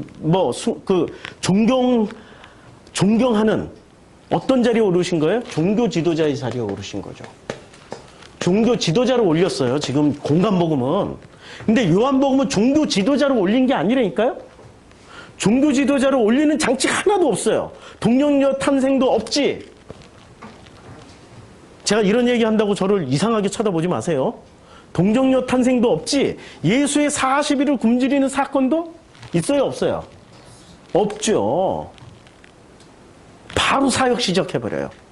예수를 이렇게 종교 지도자로 높이질 않는다니까요? 높일 이유가 있어요, 없어요? 요한복음에서는. 없죠. 왜? 로고스니까. 아버지의 로고스를 가지고 있으니까 그것 자체가 이미 인증서가 돼버린 거예요.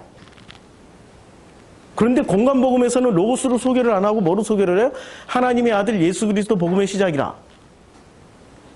하나님의 아들로 시작을 하니까 하나님의 아들이란 포지션으로 올려놓아야 되니까 하나님의 아들을 누가 인정을 해줘야 돼? 하나님의 아들을? 하나님이 인정해줘야 돼? 사람들이 인정해줘야 돼요? 사람들이 인정해줘야 되는 거죠? 그러니까 사람들한테 인정을 받기 위해서는 어떻게 해야 돼요? 그래서 높여놓는 거예요. 그래서 굉장히 복잡한 얘기예요, 지금. 복잡한 얘기인데 자, 다시 돌아와서 이슬람은 이게 내리눌러요. 뭐로 내리눌러? 율법으로 내리눌러요. 율법으로 내리누르니까 무슨 일이 벌어져요? 남녀 못 만나게 하고 술을 못 마시게 하니까 제가 이슬람 지역에서 확인한 거예요. 이슬람 지역에서 동성애가 가장 활발합니다. 남자와 여자를 어린 시절부터 못 만나게 하니까 남자는 남자끼리. 아니 이거는 끌어오르는데 이 본능은 있는데 이거를 해소를 못하니까 남자는 남자끼리 여자는 여자하고 시작을 해요. 동성애가 가장 발달한 지역이 이슬람 지역이에요. 율법으로 내리누르면 거꾸로 튀어요. 술을 못 마시게 하니까 뭐로 튀어요? 마약으로 튀어요. 전 세계에서 가장 전 국민이 마약하는 데가 이슬람입니다. 집에 가면 다 마약해요, 마약. 저도 이란에서 친구 초대 받아가지고 갔는데 그 집에 갔더니 벌써 다들 빨고 있어, 마약을. 마약의 유통 경로는 아프가니스탄에서부터 시작해서 전 세계 마약의 지금 80%는 아프가니스탄에서 다 나와요. CIA가 장악해가지고 그 유통 구조 어디로든 이게 마약은 필요할까요? 안 필요할까요? 필요하죠.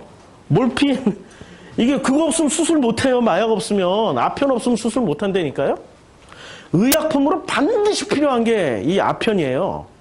그러니까 미국이 관리 통제를 해줘야죠. 가장 강력한 국가가 관리 통제를 해주는데 이게 의학용으로만 쓰이는 게 아니라 사람을 망가뜨리는 데도 쓰이는데 아프가니스탄에서 유럽으로 가려면 어디를 반드시 거쳐야 돼요? 이슬람 국가를 반드시 거쳐야 돼요. 근데 이슬람 국가에서는 마약이 우리나라 돈으로 치면 1,000원, 2,000원이면 사는데 유럽 가면은 몇만 원씩 뛰고 미국 가면은 엄청나게 뛰고. 그러니까 동네 애들도 다 마약하고 다녀요. 멀건 다녀서 눈 풀려가지고 다니는 애들 수없이 봤어요. 이슬람 지역 내에서는. 못하게 하면 튄다니까요. 못하게 하면. 내려누르면. 인간의 이데올로기는 반드시 누군가를 죽이게 돼 있어요. 자기 이데올로기는. 인간들이 만들어 놓은 그 이데올로기는 종교 로고스는, 인간의 로고스와 종교 로고스는 반드시 누군가를 상처를 주고 역으로 엉뚱한 대로 짓눌러버리고 그야말로 포기하게 만들어버려요. 엉뚱한 대로 튀게 만들어요. 자, 대한민국은 어떤 로고스가 있습니까? 유교라는 로고스가 있어요. 유교. 군사부 일체. 그럼 군사부 일체면은 군사부 일체잖아요? 아버지와 스승과 임금은 하나다. 그렇죠? 아버지와 스승과 임금은 하나다. 이게 군사부 일체인데, 그러면 이 유교라는 분위기에서 성장하고 있는 우리 자녀들이 가장 효심이 강해야 돼요. 전 세계에서. 효심이 강해야 되는데, 실제로 그러고 있습니까? 실제로 안 그러고 있어요. 자, 통계를 하나 보여드릴게요. 이게 지금 그 서울지방경찰청 형사과 과학수사계 강원지방경찰청에서 만든 자료에 2014년도에 만든 자료에서 이런 내용이 나옵니다. 국내에서 한 해 동안 발생하는 살인사건은 경찰청 자료를 기준으로 2012년 995건이었으며 최근 7년간 연평균 1100건 발생했다. 2012년에 발생한 존속살인은 50건으로 전체 살인사건의 5%를 차지했으며 이러한 비율은 최근 7년간 일정하게 유지되고 있다라고 이렇게 얘기를 해요. 그런데 이 연구에 따르면은 국내 존속살인, 일반 살인사건에서 차지하는 비율이 미국의 약 2.5배, 영국의 약 5배에 다른 나라에 비해 굉장히 높은 거예요. 자녀가 부모를 죽이고 부모가 자녀를 죽이는 이 살인사건이 다른 미국이나 영국에 비해서 훨씬 높아요. 왜냐하면 정신질환에 의한 살인은 존속살해와 자식살해를 포함한 가족 간의 살인사건뿐만이 아니라 일반 살인사건 중에서 묻지마 사건으로 불리는 무동기의 살인사건에서도 증가하고 있어요. 이거는 한마디로 말하면 스트레스가 극심하다는 거예요. 스트레스가. 그래서 이 사건을 보면은 그 존속살인이 이분이 그 이수정이라는 그 프로파일러입니다. 경기대학교 교수인데 2015년대 195건이 발생했다니까요. 이제까지 40건, 50건 발생하던 게 2015년대 갑자기 195건 발생하고 이후로부터 쭉 유지가 돼요. 엄청난 숫자로 증가하고 있어요, 지금. 왜 이런 일이 벌어질까요? 유교라는 이 로고스가 지금 제 기능을 못하고 있는 거예요. 뭐를 내리눌렀어요? 유교는 유교의 기본 법칙은 없지요? 유교의 기본 법칙? 예? 유교의 기본 법칙은 군사부 일체 상명하복이잖아 말이에요. 상명하복. 위에서 명령하면 밑에서는 복종해야 돼. 상명하복. 그러니까 우리는 유교라는 문화 속에서 사니까 부모는 전부 다 뭐예요? 임금이자 스승이자 부모야. 자녀들에게 무슨 짓을 해요? 선생 짓을 해. 꼰대 짓을 해. 왕처럼 군림을 해. 사랑이란 거 이전에 뭐부터 줘요? 지시부터 하고 통제부터 하고 해 하지마 해 하지마 이거부터 한단 말이에요. 그러니까 자녀들이 어렸을 때는 눌려서 자라. 눌려서 길을 못 피고 살아. 네 마음껏 해라 야. 학원 다니지 마라 야. 근데 제일 먼저 어렸을 때 애들이 한국에서 자라는 이 어린애들이 제일 많이 듣는 얘기가 뭐예요? 사랑해라는 말을 많이 들어요? 공부해라는 말을 많이 들어요? 공부해라. 그건 얼마나 큰 스트레스인지 아세요? 그리고 성적표 받을 때마다 저는 어린 시절 우리 부모는 너무 놀랍게도 우리 부모님은 공부하라는 소리 안 했어요. 우리 부모님은 신기하게 저희 어머니나 아버지는 저한테 공부하라는 소리를 한마디도 안 하는데 내가 스스로 공부를 해야 되는 분위기 속에 들어가지고 공부를 해야 돼. 성적표 받을 때마다 제가 초등학교 때부터 성적표 받을 때마다 망설여요. 1등을 못했기 때문에. 우리는 1등 아니면 나머지는 다 꼴찌잖아. 1등엔 다 꼴찌잖아. 1등을 못했기 때문에 저 중학교 때까지 성적표 받을 때마다 도망갈까? 가출할까? 죽어버릴까? 수없이 그런 생각으로 갈등을 하고 사인 받으러 오는 게 제일 무서운 공포였어요. 부모님한테 이거 내미는 게. 그래가지고 우리 중학교 2학년 때는 이 글씨체가 성인처럼 잘 쓰는 놈이 하나 있었어요. 어른처럼. 걔 앞에 줄을 다 썼어. 걔가 사인 다 해줘. 걔가 사인 다 해줘. 그리고 걔가 다 써줘. 확인했습니다. 뭐 글씨체가 다 똑같아. 감사한 건 선생님이 알면서도 다 묵인해줬다는 거예요. 그때 그 선생님. 이 사람이 스트레스가 쌓이면 적극적일 때는 외향적인 성격은 남을 죽여요. 남을 탓을 해. 남 탓을 해. 그런데 내성적일 때는 자기가 죽어요. 자살해버린다니까요. 우리에게 있는 이 죽이는 로고스를 버리지 않으면은 끊임없이 우리는 누군가를 죽이고 있어요, 지금. 꼭 칼 들어서 죽이는 게 아니라 죽음으로 몰아가고 있다니까요. 죽음으로 몰아가는 가장 강력한 로고스가 뭐냐? 유대인들이 가지고 있는 가장 강력한 로고스가 그게 바로 죄라는 것을 이용하는 거예요, 죄. 죄를 가지고 통제를 해서 종교는 있잖아요. 종교는 죄라는 것을 이용해가지고 자신들의 질서를 세워요. 이 질서, 이게 로고스란 말이에요. 로고스로, 자신들의 로고스로 뭔가를 만들어 나가려고 그래요. 그러니까 종교 안에 들어오면 끊임없이 죄에 시달려요. 죄를 못 벗어난다니까. 구원받았다라고 확정을 짓는 순간부터도 죄에 시달려야 돼요. 자, 이제부터 물어볼게요. 여기 죄와 죄책감으로부터 완전히 벗어나신 분 계세요? 죄와 죄책감으로부터 완전히 벗어나신 분 있냐고요? 없지요. 죄와 죄책감으로부터 완전히 벗어나는 사람은 이 지구상에 몇 사람이나 될까요? 있지요. 공감 능력이 없는 사람들, 사이코패스들. 그 사람은 죄와 죄책감 하나도 없어요. 우리가 사이코패스대라는 얘기인가요? 죄와 죄책감, 율법을 벗어나라는 거는 우리 이거 벗어났다, 이거 뭐 벗어났다 할렐루야 이러면 사이코패스대예요. 정말 위험해져. 더 위험해져. 그런 얘기가 아니란 말이에요. 자, 이 사람들이 죄를 어떻게 이용하고 있는지, 유대 종교의 로고스가 죄를 어떻게 이용하는지 한번 보세요. 그 로고스 대 죄의 대화가 이제 시작됩니다. 8장에 대화가 불가능해.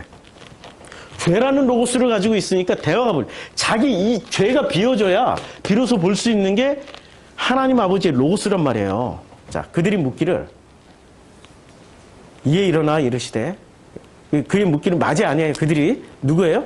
이 여자를 정죄했던 율법과, 그러니까 뭐 하는 거예요? 간음하다가 현장에서 붙잡힌 이 여자의 그 음행을 율법에 의해서 물어버렸던 그것을 가지고 이 여자를 징벌하려고 했던 이 사람들과 지금 예수가 이제 대화를 하는 장면입니다. 예수가 이에 일어나 이르시되 뭐라고 말씀하시냐면 너희 중에 죄 없는 자가 먼저 돌로 치라. 그랬더니 죄 없는 자가 먼저 돌로 치라 그러면 그 중에 사이코패스 하나 있었으면 큰일 날 뻔했어. 아무 생각 없이 들어서 집어 던질 거야.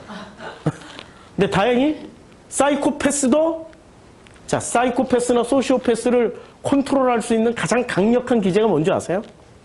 지옥 간다예요. 사이코패스도 그런 공포는 있어요. 그래서 사이코패스 길들이려면 어디로 보내냐면 종교로 보내면 돼. 종교에 들어가면 사이코패스는 무서워가지고 컨트롤을 당해요. 컨트롤을. 지옥이라는 공포를 계속 심어주고 그 다음에 네가 짓는 그 모든 행동에 대해서 반드시 징벌이 있다라고 그러면 사이코패스는 그것 때문에 자기 행동을 이렇게 컨트롤을 해요. 그러니까 종교 안에는 사이코패스가 엄청 많이 숨어 있다는 거 아시죠? 당회장들 가운데 더 많아요. 당회장님들과. 자, 죄 없는 자가 먼저 던지라고 했을 때 보세요. 죄가 유대인들이 그때 돌을 들어요? 들었던 돌을 놔요. 왜 놓죠? 그렇죠. 종교에서 끊임없이 강조하는 게 뭐였어요? 죄. 종교 로고스가 유대 종교의 로고스가 끊임없이 강조하는 게 죄였어요. 그러니까 유대 종교의 대표인 세례 요한이 예수를 뭐라고 얘기했어요? 세상 죄를 지고 가는. 어린 양이다. 그러니까 이 인식이 세상 죄를 지고 가는 어린 양이라는 인식이 올바른 인식일까요? 조금 삐딱한 인식일까요?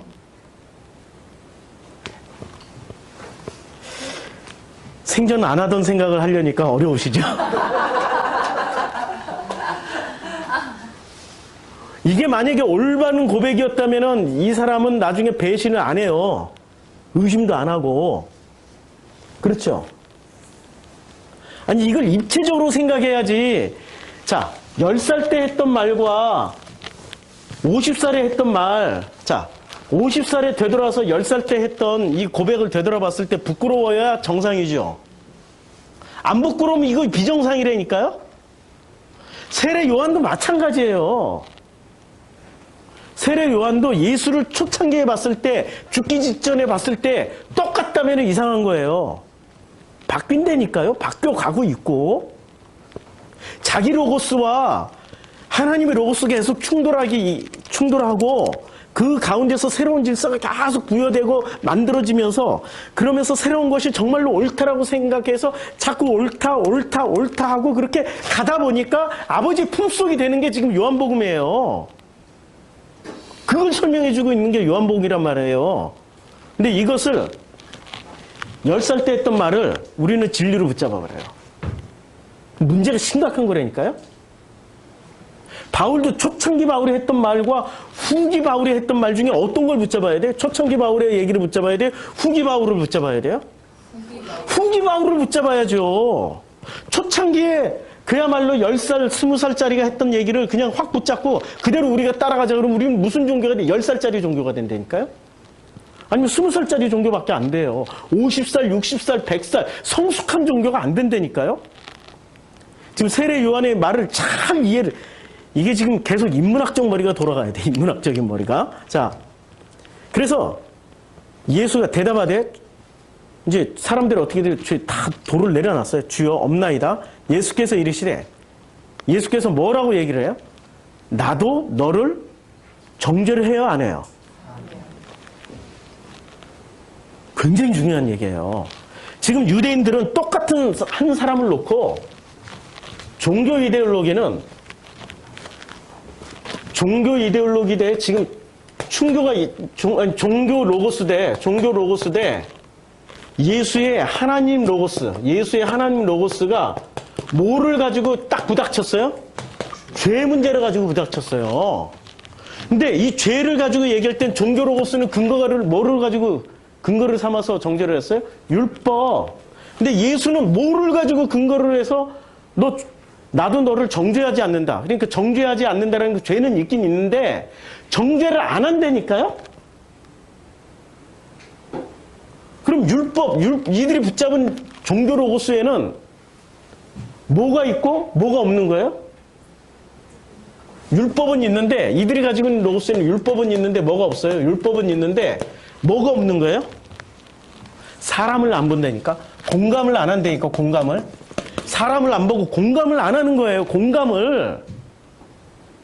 그 여자가 내 자식이라고 생각을 해봐요. 내 딸이라고 생각을 해보라니까요? 엄마는 내 딸을 정죄할 수 있어요?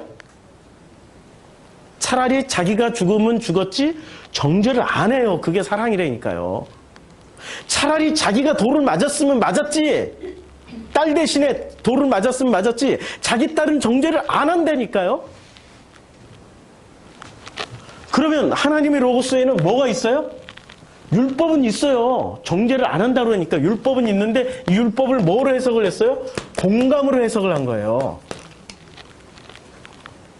이게 지금 엄청난 차이가 있는 거예요. 그래서 가서 다시는 죄를 범하지 말라라고 말씀하시는 거예요. 다시는. 근데 이 죄를 범하지 말라는 것은 자, 율법을 어기지 말라는 얘기예요? 아니면 공감을 하라는 얘기예요? 공감을 하라는 얘기죠. 공감을 하라고. 그런데 이 로고스가 충돌하니까 사람들이 이것을 이해를 합니까? 이때 당시에 사람들이 절대 이해 안 함. 절대 이해 안 함. 왜냐하면 자기 로고스가 내려지는 순간 뭐가 돼요? 자기 죽음이니까. 자, 요한복음 8장 21절에 다시 이르시되 내가 가리니 너희가 나 예수가 나라고 얘기할 때는 로고스예요. 너희가 로고스를 찾다가 너희 죄 가운데서 죽겠고 내가 가는 곳에는 너희가 오지 못하리라. 그러니까 로고스를 찾다가 어떻게 돼요? 예수라는 로고스, 예수가 로고스니까 죄 가운데 죽어요. 죄는 그럼 무슨 일을 하는 거예요? 죄는 죽이는 일을 하는 거라니까요. 죽이는 일을 하는데 죄의 기준은 어디서 나오는 거죠? 선악에서 나오고 선악이 성문화가 된 게 율법이에요. 선악이 성문화가 된 게 율법이에요. 선악지식이. 선악지식으로 만들어진 게 율법이에요. 그런데 이 선악지식이 나쁘냐? 안 나빠요. 뭐만 들어가면 돼요? 공감, 사랑. 이 공감의 핵심 기능은 사랑이에요. 이 사랑이 들어가면은 이게 뭐로 바뀌어요? 이게 생명으로. 요게 그러니까 선악지식 나무가 생명나무로. 그러니까 물어 죽이던 불뱀이 노뱀으로. 살리는 뱀으로 바뀌는 데니까요. 이걸 지금 예수가 얘기하고 있는 거예요. 자, 8장 24절 그러므로 내가 너희에게 말하기를 너희가 너희 죄 가운데서 죽으리라 하였노라. 너희가 만일 내가 로고스인 줄, 그인 줄, 로고스인 줄 믿지 아니하면 너희가 죄 가운데서 죽어버려. 근데 로고스를 만나는 순간 어떻게 돼요? 죄에서부터 살아나요. 죄가 중요해요? 아니면은 그 관계가 중요해요? 그러니까 죄는 미워해도 사람은 미워하지 말라고 그랬잖아요. 아니, 세상 말에도 있다니까. 죄는 미워해도 사람은 미워하지 말라고. 근데 이 기독교인들은 죄도 미워하고 사람도 미워해요. 그게 문제야. 그러니까 뭐가 없는 거예요? 기독교인들이 지금? 사랑이 없는 거예요. 공감이 없다니까요.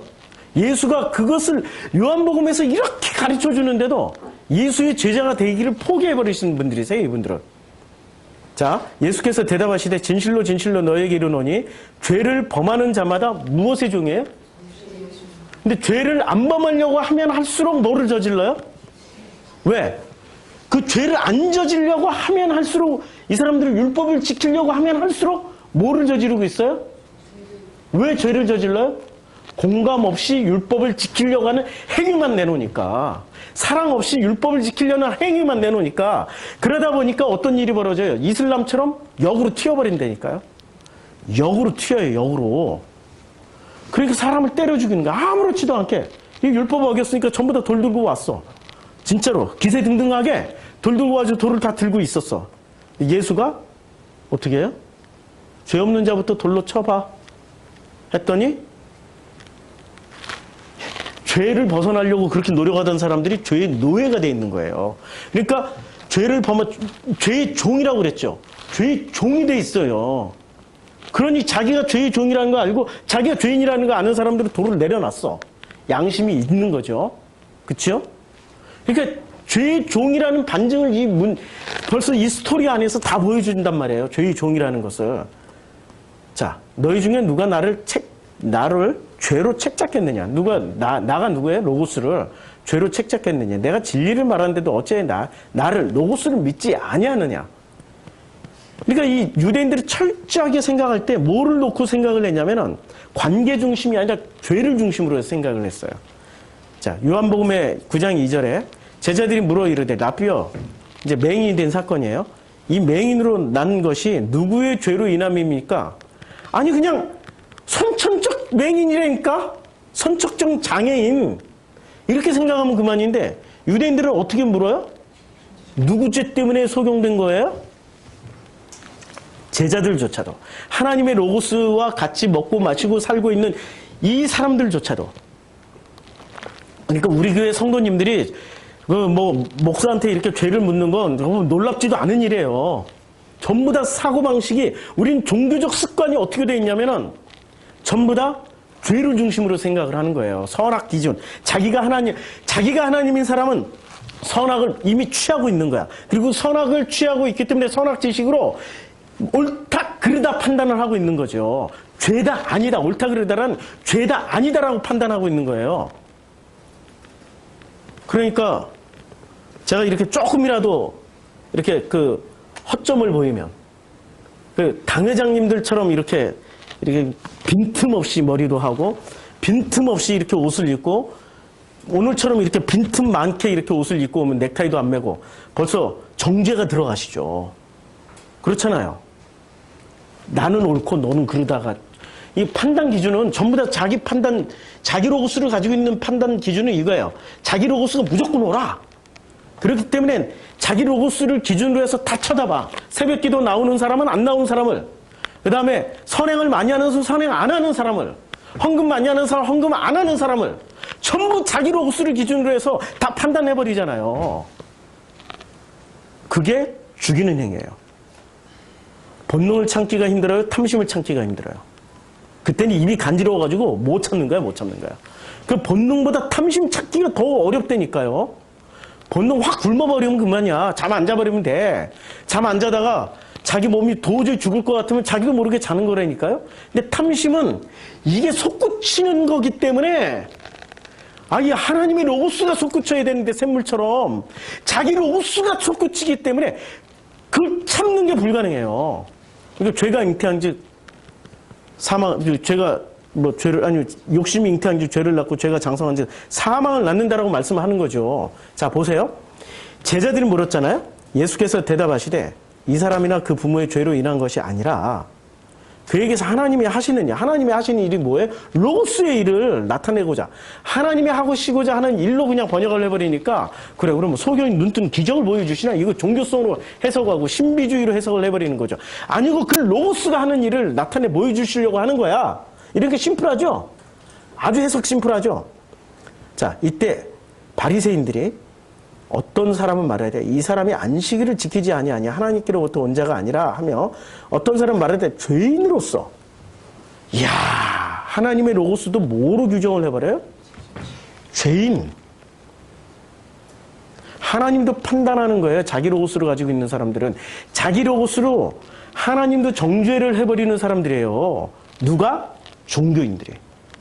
유대교 종교인들이. 그러니 자기 로고스를 가지고 있는 사람들 옆에는 다 죄인만 살아. 자기만 의인이야. 자기만 의인이라고 했던 욥은 하나님이 죽여버리셔 그냥. 그래서 42장 5절에 이제까지 귀로만 들었사오나 그러나 지금부터는 내가 눈으로 주님을 배움나이다. 이런 고백을 하게 만들기 위해서 하나님은 어떻게 해요? 그냥 온갖 고난에 견딜 수 없는 걸 다 줘버려요. 자기 로고스로 벗어나라고.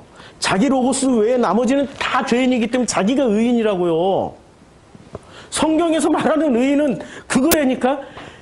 자기가 의인이고 나머지 다 죄인이기 때문에. 그래서 욥이 고난에 들어가야 되는 거죠. 자기 로고스 깨져보라고. 자 24절에 이에 그들이 맹인이었던 사람을 두 번째 불러 이르되 너는 하나님께 영광을 돌리라. 우리는 이 사람이 죄인인 줄 아노라. 이야, 지금 제자들의 인식이나 유대인들이나 당국자들의 인식이 뭐예요? 소경 이꼴 죄인이야. 그러니까 죄는 뭐죠? 자, 이 사람들이 생각하고 있는 죄는 뭐예요? 이때 당시에 유대인들이 가지고 있는 죄의 개념은 뭐였죠? 죄 이꼴 비정상. 비정상은 전부 뭐라고 생각하고 있었던 거예요? 죄라고 생각하고 있었던 거예요.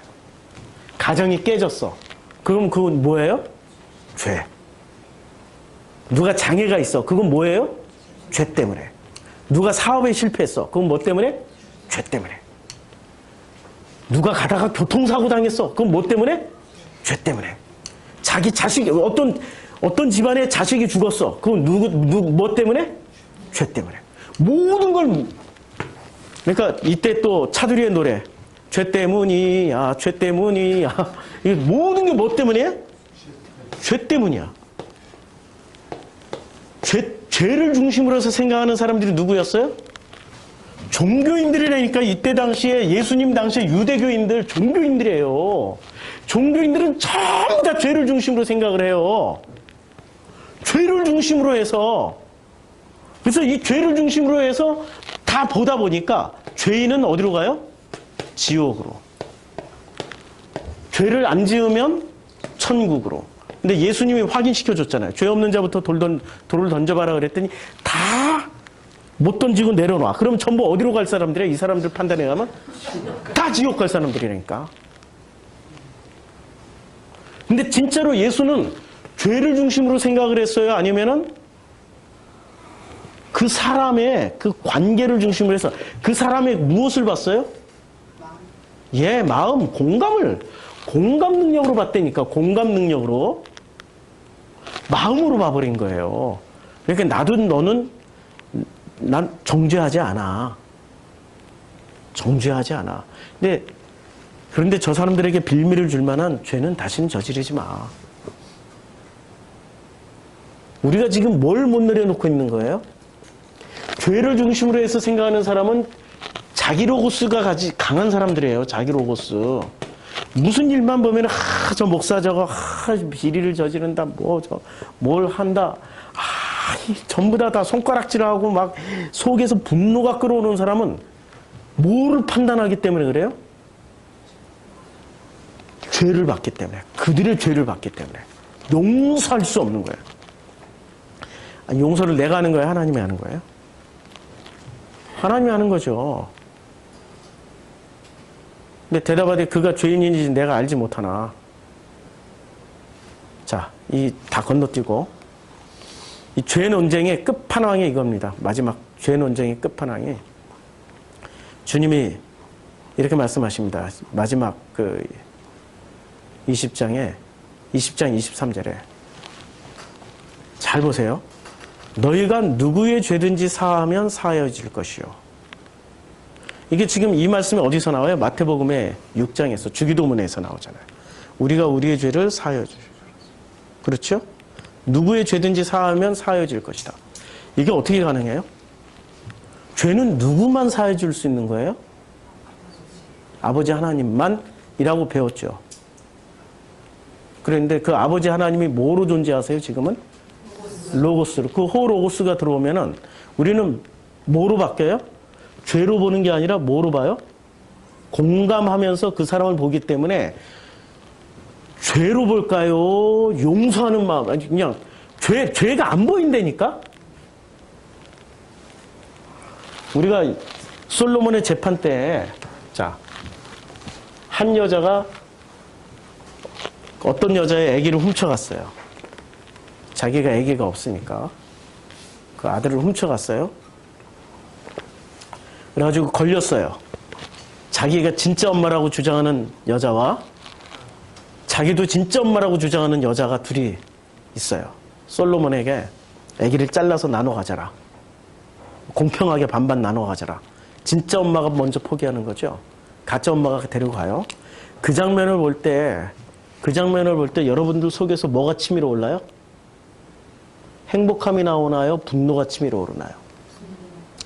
왜 분노가 치밀어 오르죠? 예? 왜 분노를? 왜 거기서 공의와 평화와 정의를 예? 그게 왜 치밀어 오르는 거죠? 말도 안 되는 짓을 저지르고 아기까지 가져간 거예요. 공분이라고 그러죠? 공분이 일어나는 거죠? 그 마음에 공감하니까. 근데 아기 엄마를 생각을 해봐요. 거꾸로. 아기 엄마는 분노가 치밀을까요? 그래 아들아, 내 품을 떠나서라도 잘 살아. 응? 꼭 잘 살아야 돼. 네가 어디 있든지 간에 내가 몰래라도 가서 내가 반드시 너에게 맛있는 거 사주고 좋은 옷 입혀줄게. 엄마가 화를 내기 전에 무슨 생각부터 할까요? 엄마는. 엄마 마음을 생각해 보라고요. 사람들은 그걸 보고 있는 사람들은 화를 내지만 그 팩트를 알고 있는 사람들은, 근데 엄마는 그렇게 화를 안 낸다니까? 분하고 억울한 것도 있지만 그러나 본질적으로 뭐를 생각해요? 내 자식 살았구나. 내 자식 살려냈구나. 이 아들이 진짜로 잘 살아가기를 원한다. 그 마음이 더 큰 거 아니에요? 왜 전부 내 입장으로 생각을 해? 우리는 그런 존재라고요. 우리는 자기 로고스를 가지고 있기 때문에 자기 로고스에 충만해서 아직도 선악으로 판단하고 있는 거예요. 선악이 내려지는 자리. 그때 비로소 하나님의 로고스가 나를 살아가게 만든다라는 증거가 되는 거죠. 누군가를 용서를 할 수 있다라는 거는, 그거는 내가 용서하는 게 아니라 하나님의 로고스가 몽땅 다 이해가 되게끔 되게 공감하게 해주시니까 더 이상 누구의 죄든지 보이질 않는 거예요. 내 아들과 딸의 죄가 안 보이듯이 진짜로 사랑하면 요새는 아들, 딸부터 정죄부터 해버리잖아. 요새는 한국 부모들이 이상해져가지고 정죄부터 해요. 정죄부터. 죽이는 일부터 해. 왜 그럴까요? 자기가 가장 똑똑하고 훌륭하다고 착각하는 거예요. 우리 인간에 있잖아요. 맛있다 생각하는 것을 먹는 사람이 있고 진짜 맛있는 걸 먹는 사람이 있어요. 여러분들은 맛있다 생각하는 걸 먹는 사람이에요? 아니면은 진짜 맛있는 걸 먹는 사람이에요? 어떤 사람은 맛있겠다라고 생각하는 것을 찾아가서 먹으면서 실제로 먹어보면 맛이 없는데도 맛있어 맛있어. 왜냐하면 모든 사람들이 저렇게 이런 분위기에서 저렇게 행복하게 먹는 모습을 보니까 맛있는 것 같아. 맛있어 맛있어. 솔직하지 않은 사람들이 많이 있다니까요. 맛있다 생각하는 것을 먹는 사람이 있고 진짜 맛있는 걸 먹는 사람이 있는데 하나님의 로고스를 살아가야 될 사람들이 하나님의 로고스를 살지 않고 자기 로고스를 가지고 하나님의 로고스라고 착각하면서 사는 사람들이 있어요. 그런 사람들이 하나님을 영접을 안 한다니까요. 진짜 하나님의 로고스를 영접하지를 않아요. 예수 당시에 그들의 로고스는 죄가 핵심이었어요. 죄라고 믿으니까 다 죄인이 다 되어버렸어요. 그렇죠? 그런데 공감 능력으로 보면은 죄가 어디 있어요? 나도 하나님이 내가 다른 사람을 보듯이 하나님이 나를 볼 테니까 내가 죄가 있어요, 없어요? 있어도 하나님 물어요, 안 물어요? 안 묻죠. 물을 수가 없죠. 그래서 하나님이 우리를 아버지와 아들의 관계로 설명하시는 거고 신랑과 신부의 관계로 설명하시는 거예요. 관계 안에서 보면은 정죄 못하죠. 그렇잖아요? 차라리 내가 죄인 되고 말지. 내가 죽어버려야지. 그래서 세상 죄를 지고 희생제물이 되는 거예요. 희생제물이 되는 거예요. 근데 이것을 기계적으로 이해를 하면은 그분 때문에 내가 내 죄를 다 감당해서 나는 죄가 없다. 이건 늘 난센스였다니까요. 근데 왜 나는 늘 죄책감에 시달리지? 그렇죠. 이제는 좀 해결이 되셨나요? 자, 저장강박증이라는 게 있습니다. 일명 디오게네스 증후군인데요. 이거는 이겁니다. 버려야 새 것이 온다. 안 비우면 쓰레기가 주인이 된다. 이거는 저 의사들도 잘 모르는 병인데 죽어도 못 버리는 사람들이 있습니다. 죽어도 못 버리는 사람들. 아니, 버리지 않기 위해서 오히려 거꾸로 사람을 죽여버려요.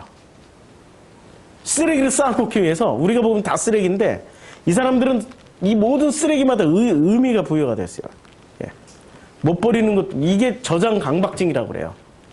디오게네스 신드롬이라고도 하고 포천 빌라의 살인사건 피해자 집에 갔더니 이 저장 강박증 이렇게 쌓아놓고 살아요. 그냥 막 산더미처럼 쌓아놔. 못 버리는 거야, 못 버리는 거야. 그러니까 이 저장 강박증의 그 판단 기준인 대부분 사람들이 버리는 물건을 잘 못 버리는 사람들이야. 소지품이 너무 많아가지고 지방 공간이 꽉 차 있어요, 그냥. 활용하기 어려워요. 저장 강박증 증상 중에 큰 증상 중에 하나가 어떤 증상이냐면 쓸모가 없거나 무가치해 보이는 많은 소유물이나 정보를 버리지 못하고 모아요. 그냥 모아. 못 버려. 그리고 이런 사람들은 우울지수가 높고 충동 구매를 자주 해요. 뭐든 보는 때마다. 그것도 비싼 것도 안 사. 싸구려. 그리고 공짜로 생기는 건 너무 귀해. 다 모아 그냥. 한 번도 쓰지 않은 물건은 못 버리고 그런 물건 평생 보관하려고 그래. 한 번도 안 썼으니까 언젠가 쓸모가 있겠다라고 생각을 하고 한 번도 안 쓴 건 앞으로도 안 쓴다니까요. 제가 백두대간도 하고 여행도 해서 보니까 옷을 한 3-4벌 가지고 갔는데도 3-4벌 중에서도 안 입는 옷들이 꼭 있어요. 희한하게. 저는 터득했죠. 이거 들고 다녀봐야 무게다. 그냥 버리는 데 익숙해요. 버려야지 새 것이 와요? 물건을 정리정돈은 하질 못해요. 그냥 쌓아놔. 그리고 모든 소유물을 가족들이 만지지도 못하게 하고 무슨 보물처럼 여겨요. 이런 사람들 중에 이런 저장강박증이 어떤 사람들이 많으냐면 고등교육을 받은 사람들이 많아요. 보통 사람들보다도 창의력이 높은 사람들이 많아요. 말할 때는 장황하게 말을 하고 질문에 간단하게 예, 아니요, 짧게 대답하는 게 아니라 막 너무 세세한 얘기까지 다 하고 결정을 내리는 것과 집중력이 약한데 이 저장강박증이 도박 중독과 마찬가지의 강박이에요, 이게. 그래서 이 물건을 이 사람들이 어떤 변명을 하냐면은 이 물건마다 자신의 인생이 중요했던 어떤 시기를 기억나게 하는 정서적 가치나 감정적 애착이 있다라고. 이거 버리면 자기 죽는다라고 생각하는 거야. 이거 버리면 그놈하고의 관계도 다 끊어지는 것 같아. 이거 버리면 우리 아들도 사라지는 것 같아. 저도 저장강박증이 있죠. 우리 진우 신발 아직도 못 버리고 있어요. 그 개는 끌고 다녀야 돼, 개는. 마지막 그 고생했던. 아, 이거 참. 자, 버릴 수 없는 것들이 있단 말이에요. 저처럼. 지금 당장 쓸모가 없더라도 언젠가는 실용적 가치가 생길 것이다라고 생각해서 이걸 못 버려요. 그래서 저장강박증 자가진단표는 물건에 대한 집착이 있거나 애정을 쏟거나 물건을 자꾸 이렇게 쌓아놓고 모아두지 않으면 기분 나빠지고 두서없이 자꾸 모아요. 판단력이 떨어지고 우울증 증세도 있고 쓰레기까지 모으려고 그래. 쓰레기도 못 버려. 쓰레기도 너무 한 방에 그냥 탁 버리지 못하고 쌓아놔. 계속 여기저기 쌓아놨다가 분류를 한듯이 다 쌓아놨다가 쓰레기가 최소한 그냥 쓰레기 나오면 바로 버려버리면 되잖아요. 어느 집에는 쓰레기가 일주일에 한 달씩 쌓여 있어 그냥. 이건 분류를 해가지고 다 차여버린다고. 오마이갓. 불안감이 매우 커지고 혼자 있는 시간이 많은 사람들. 그래서 이 저장강박증이 도저히 못 버리겠다. 혹시 나도 저장강박증 아니냐? 의심해봐야 돼요. 이 공간의 주인은 사람이에요. 자, 우리 마음의 주인은 이게 마음입니다. 우리는 누구나 다 저장강박증 디오게네스 증후군을 앓고 있다는 거 아세요? 이 마음 안에 뭐를 쌓아놓고 살아요? 온갖 쓰레기를 다 쌓아놓고 살아요. 온갖 쓰레기. 근데 무슨 쓰레기? 대표적으로 어떤 쓰레기를 모으고 살아요? 죄라는 쓰레기. 착한 사람은 죄를 끌어안고 살아. 내가 죄 지었어. 내가 뭘 잘못했어. 죄 지었어. 착한 사람은 죄를 끌어안고 살다가 이 죄 때문에 난 죽고 싶어로 가요. 난 죽고 싶어. 그리고 외향적인 사람은 죄를 끌어안다가 이게 내 탓이야. 너 때문이지. 남을 죽여요. 타인을 죽인다니까요. 타인 탓을 해요. 다른 사람 탓을 해요.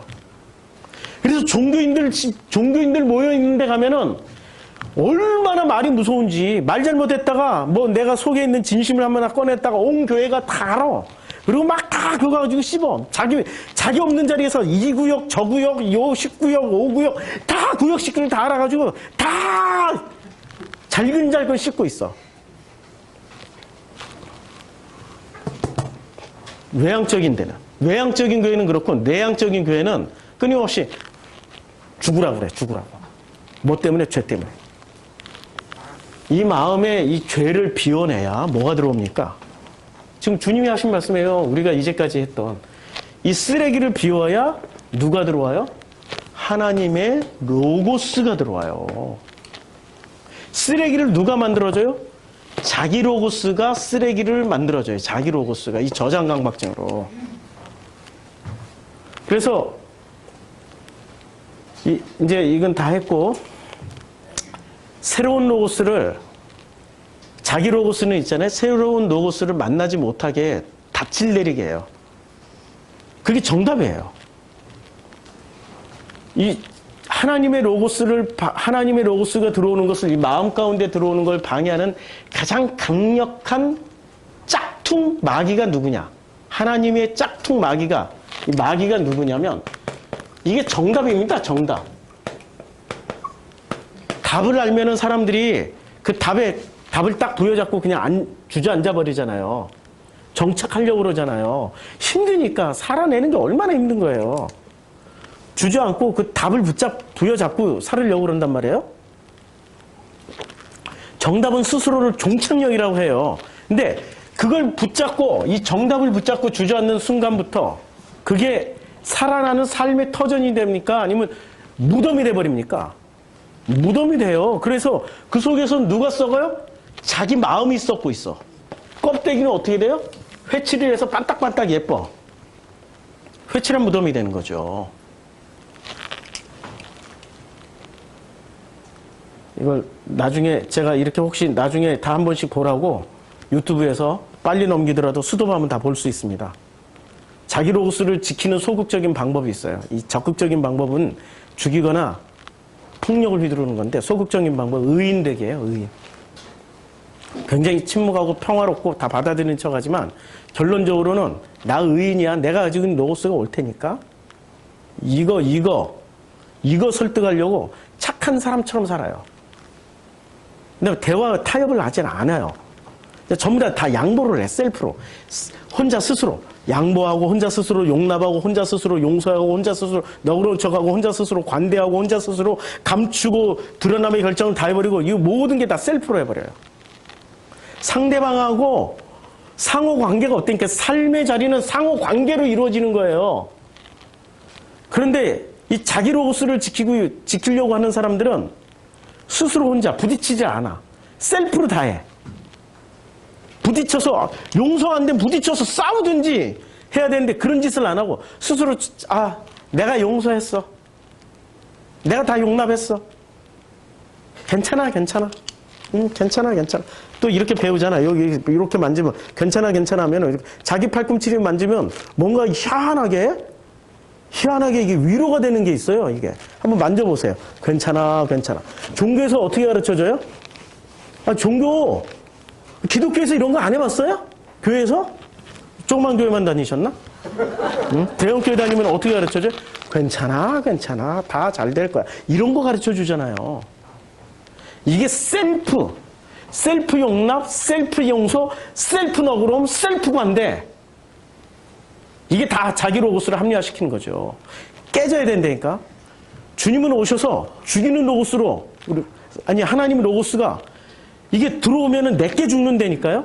이렇게 죽여주시는 로고스고, 내게 죽으면 살리는 하나님의 로고스가 내 안에서 살아나요. 나중에. 이거는 오늘 다 못하겠습니다. 나중에. 다음 주에 살리는 로고스, 죽이는 로고스 2탄 하겠습니다. 기도하겠습니다. 하나님, 참, 이 세상을 살아가는 이 모든 순간순간이 사실은 삶의 자리요, 갈등이요. 엄청나게 놀라운 부닥침의 자리입니다. 그런데 그 삶의 자리에서 셀프로 나는 괜찮아. 다른 사람도 괜찮아. 스스로 관대한 척, 의인인 척, 용서하고 용납하고 그것이 바로 내가 하나님의 자리됨을 취하는 거짓 행동이었습니다. 용서해 주시고 이제는 하나님의 로고스가 우리와 함께 나와 우리 공동체와 함께 우리가 되어서 하나님의 로고스로 인해서 사라지게 되는 우리의 인생길 허락하여 주시옵소서.